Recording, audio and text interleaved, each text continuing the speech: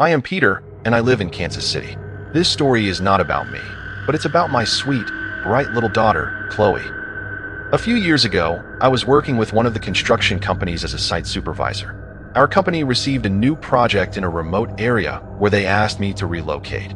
We need to relocate wherever the company asks us.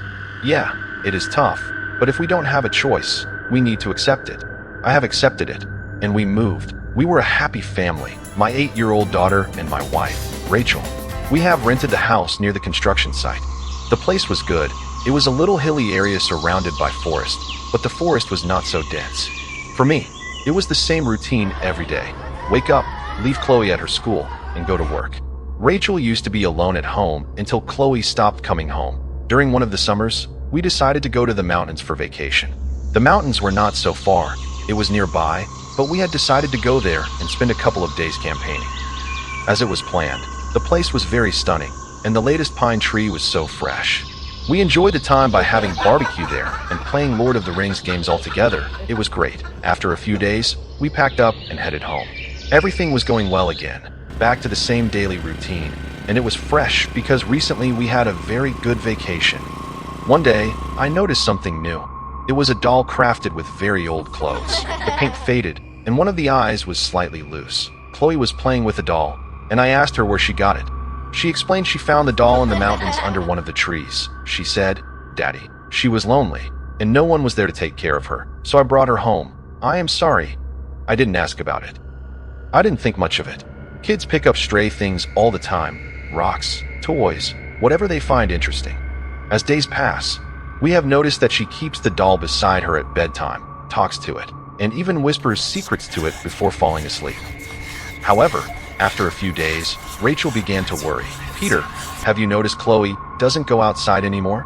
She just sits in her room all day, playing with that doll."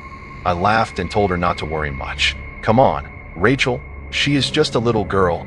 It's something new, but in a couple of weeks, she will be back playing outside, climbing on trees, and collecting worms, and you will again start complaining about her." A couple of months passed, and she came to me in a state of panic.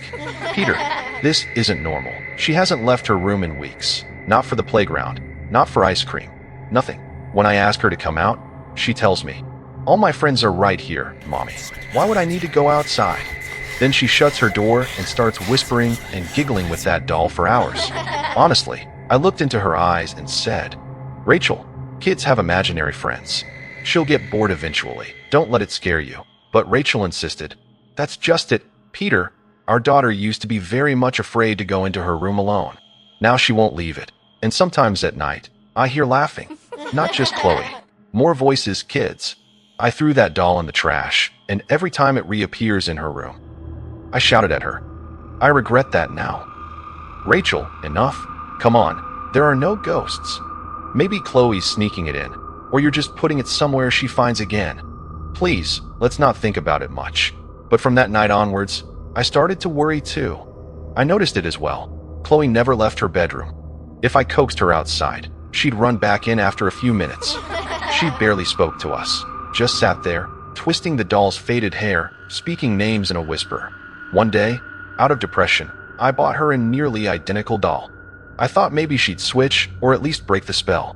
Chloe took one look at it, screamed, and threw it out the front door. I lost my cool and yelled, more out of hurt than anger. She ran and locked herself in her room. Rachel cried all night. Things between us got tense.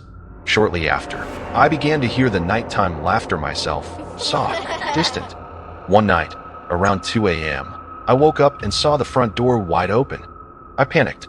Chloe was out in our backyard, in her pajamas, spinning and laughing, talking as though surrounded by kids. But she was alone. Or, I heard other children with her, happy and excited, and the sound made every hair on my body stand on end. I brought her in. Chloe screamed at me, depressed to go back out. The next morning, I took her to a psychiatrist. He spoke kids can create voices, whole worlds in their minds. Treatment didn't help. If anything, it made things worse. Chloe grew more withdrawn, her eyes dark and distant. Some nights, we'd come downstairs to the kitchen a mess. 2 plates, 2 cups, food gone. Chloe muttered about being hungry with her friends. Then, there was the night. I'll never forget it. I woke and found Chloe standing by our bed, wild-haired and wide-eyed in the moonlight. She was holding the doll in one hand and a kitchen knife in the other, raising it toward Rachel. I jumped out of bed, grabbed her hard, yelling, pulled the doll, and smashed it to pieces on the floor. Rachel cried so much, I locked Chloe in her room for the night.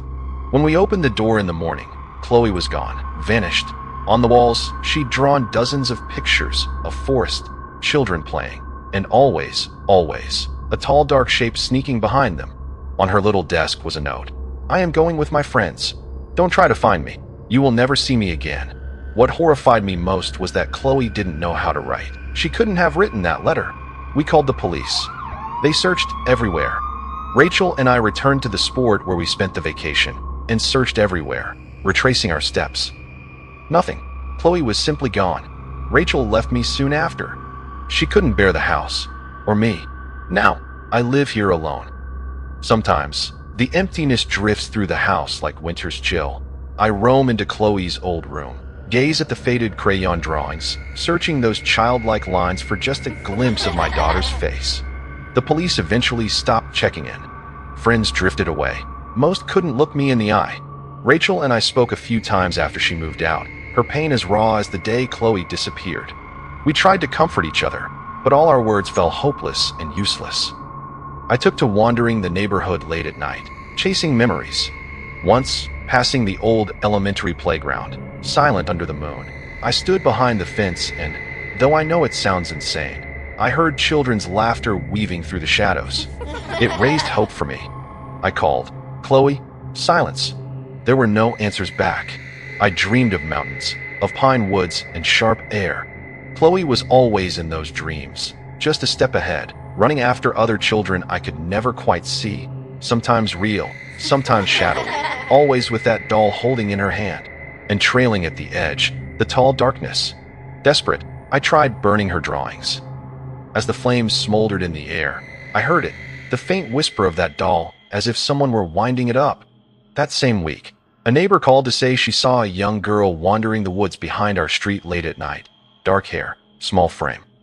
When the neighbor called out, the girl looked up and then flicked away into the trees. She looked like Chloe, she offered, not knowing that her words would haunt me all over again.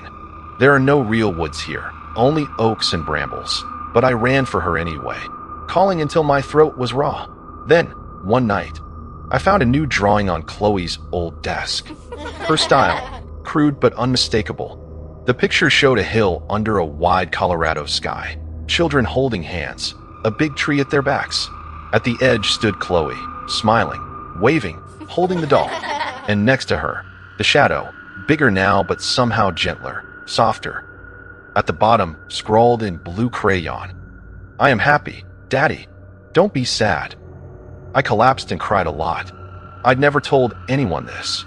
How I still wait in the dark, straining to hear the soft rustle of a doll's faded dress, the distant echo of childlike laughter and running feet, hoping, in some corner of my heart, that Chloe is out there, somewhere in the impossible space between dreams and memory, not lost, not afraid, but finally at peace.